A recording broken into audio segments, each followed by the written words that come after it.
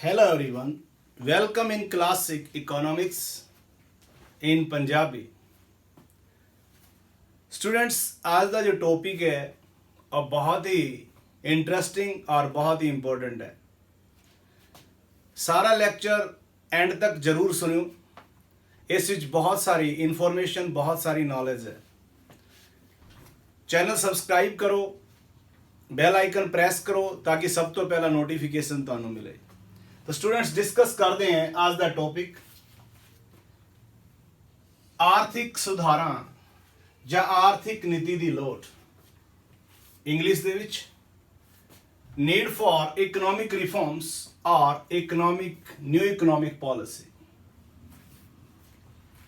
ਜੇ ਤੁਸੀਂ first time ਇਸ ਲੈਕਚਰ ਨੂੰ ਸੁਣ ਰਹੇ ਹੋ ਤਾਂ ਇਸ ਤੋਂ ਪਹਿਲਾਂ ਜੋ ਲੈਕਚਰ ਸੀ ਇਸ ਟੌਪਿਕ ਤੇ ਉਹ ਸੀ ਆਰਥਿਕ ਸੁਧਾਰਾਂ ਦਾ ਅਰਥ, ਮੀਨਿੰਗ ਆਫ ਇਕਨੋਮਿਕ ਰਿਫਾਰਮਸ ਔਰ ਨਿਊ ਇਕਨੋਮਿਕ पॉलिसी। तो तुसी अपने चैनल दी प्लेलिस्ट से जाके वो लैक्चर सुन सकते हो। इस लैक्चर दे डिस्क्रिप्शन दे विच भी असीं उसका लिंक देंगे, तुसी उत्थों भी उन्होंने सुन सकते हो। तो डिस्कस करते हैं लोड़ की पई, आर्थिक सुधारां दी लोड़ की पई। जिवें कि आपां नूं पता है कि आर्थिक सुधार भारत विच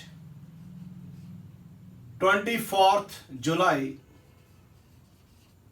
1991 ਨੂੰ लागू किए गए। तो भारतीय आर्थिक सुधार कदों लागू किए गए? 24 जुलाई 1991, 24 जुलाई 1991।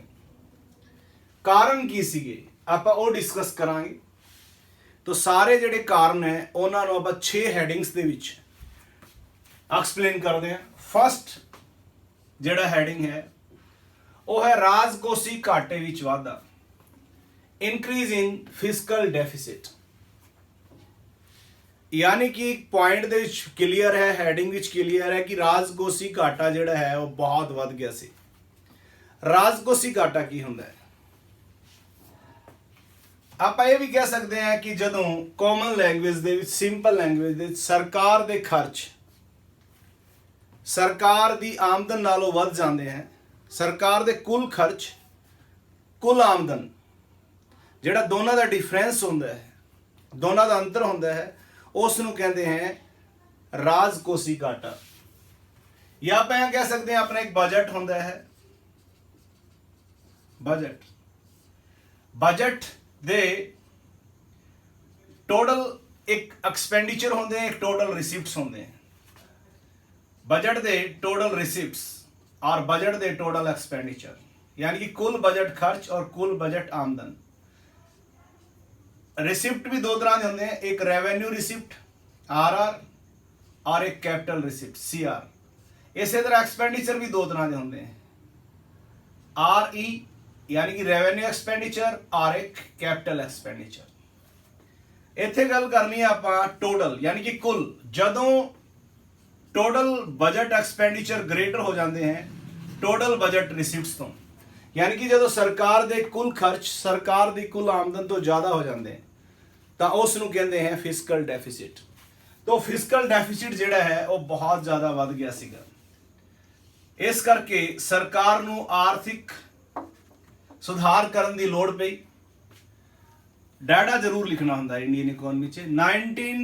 1981-82 ਵਿੱਚ ਸਕਲ ਘਰੇਲੂ ਉਤਪਾਦ ਦਾ ਜਿਹੜਾ ਫਿਸਕਲ ਡੈਫਿਸਿਟ ਸੀ ਉਹ ਸੀ 5.4%।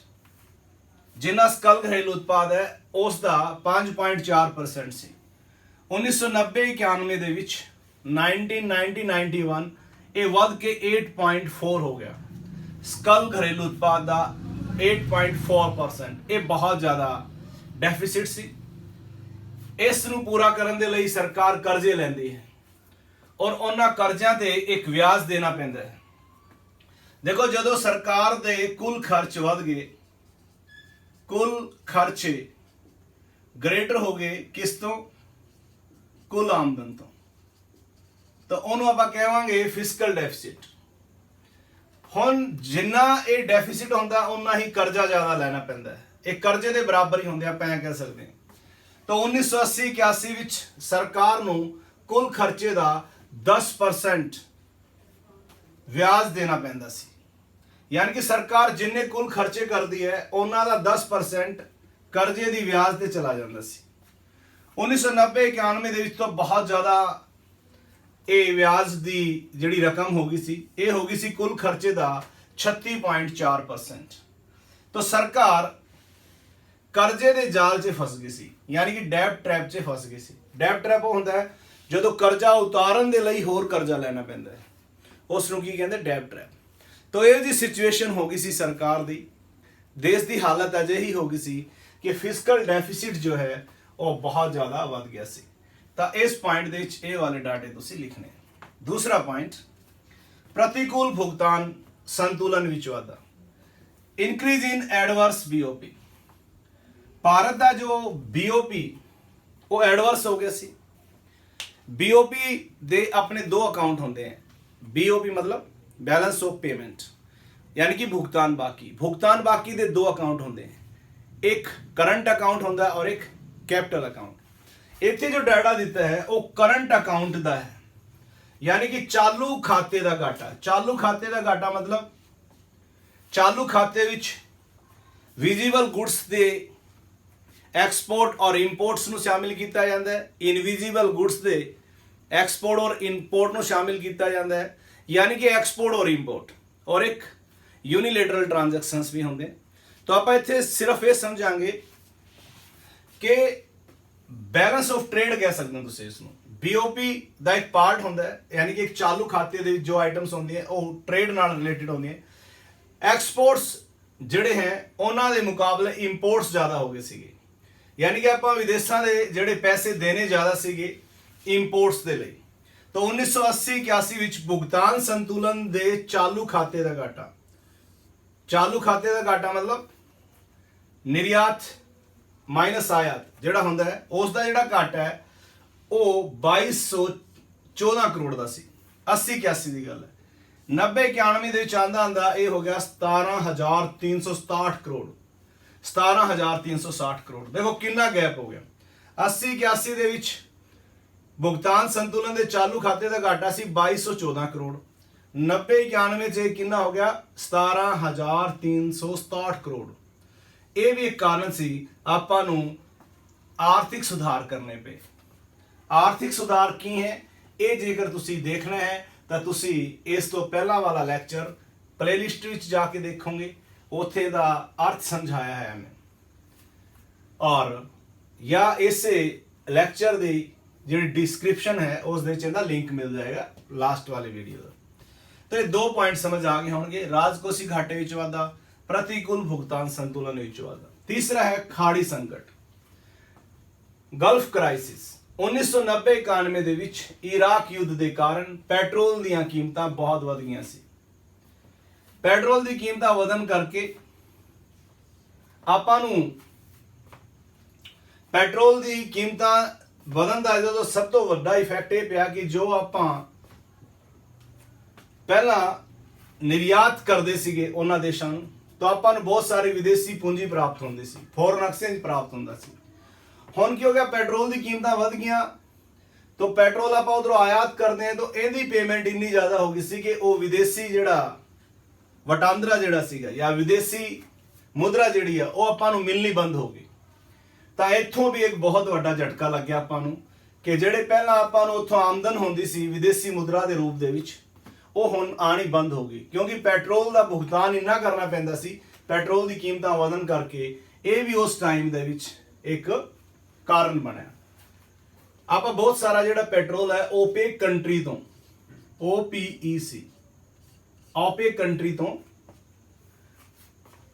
इंपोर्ट करते हैं, organisation of petroleum exporting country. तो इत्थे खाड़ी संकट का जिक्र करना है। फोर्थ है विदेशी मुद्रा के भंडार विच कमी। तो आप पिछले पॉइंट से डिस्कस कर रहे सी, विदेशी मुद्रा मिलनी बंद हो गई, इधरों आ भी चालू खाते का घाटा हो गया सीगा अपने को, यानी कि अपने इंपोर्ट्स वध गए सी एक्सपोर्ट नालों। तो अपने को फॉरेन एक्सचेंज कित्थों आएगा? फॉरेन एक्सचेंज सिर्फ इन्ना रह गया सी 10 दिनों की इंपोर्ट ਦੀ ਪੇਮੈਂਟਸ ਕੀਤੀ ਜਾ ਸਕਦੀ ਸੀ ਬਸ।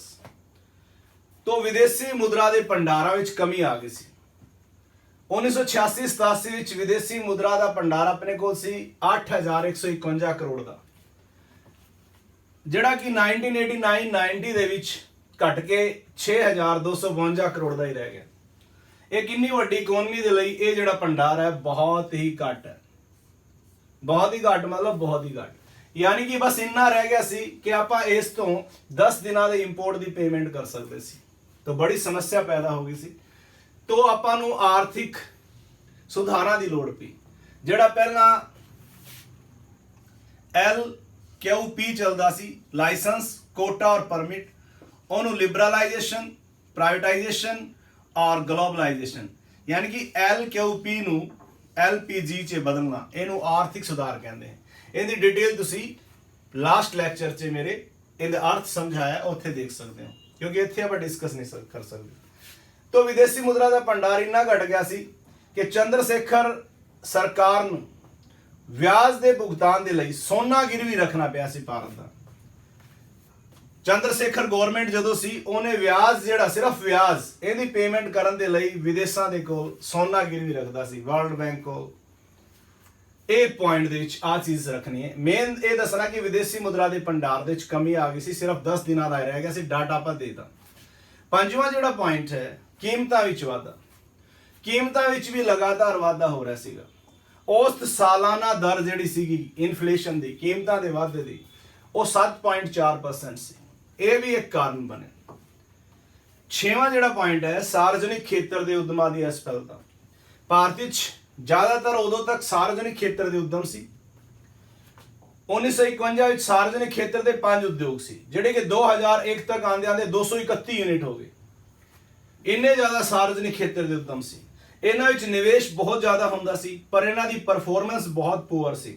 ਬਹੁਤ ਸਾਰੇ ਜਿਹੜੇ ਉਦਯੋਗ ਹੈ ਉਹ ਘਾਟੇ ਵਿੱਚ ਚੱਲ ਰਹੇ ਸੀਗੇ, ਕੁਝ ਬੰਦ ਹੋਣ ਦੀ ਕਗਾਰ ਦੇ ਵਿੱਚ ਸੀ, ਯਾਨੀ ਕਿ ਜ਼ਿਆਦਾਤਰ ਸਿੱਖ ਯੂਨਿਟ ਸੀਗੀਆਂ, ਬਿਮਾਰ ਇਕਾਈਆਂ ਸੀਗੀਆਂ।